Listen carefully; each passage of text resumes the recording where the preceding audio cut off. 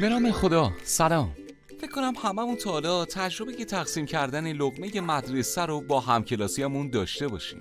یادتون میاد این بخشندگی چقدر حالمون رو خوب میکرد؟ همین الانم خانواده های زیادی هستن که به این کمک ها نیاز دارن. کمکی که باعث میشه اون حس خوب رو دوباره تجربه کنیم. وقتی ما با درسمون به یه نفر کمک میکنیم، دست دیگمون توی دست خداست. خدایی که فرموده هر کسی شیرینی یه لقمه رو به بنده من بچشونه، تلخی قیامت رو ازش دور میکنه.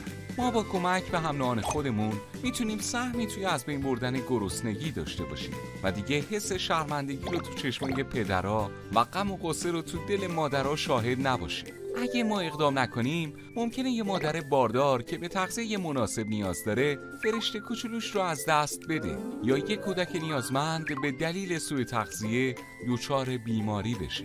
مجموعه سفره پدری با همکاری گروه‌های نیکوکار و مردمی سعی داره با کمک‌های مهربانانه شما یه سفره به وسعت بخشندگی پدر برای نیازمندان پهن کنه تا دیگه هیچ گرسنه‌ای در سرزمینمون نباشه.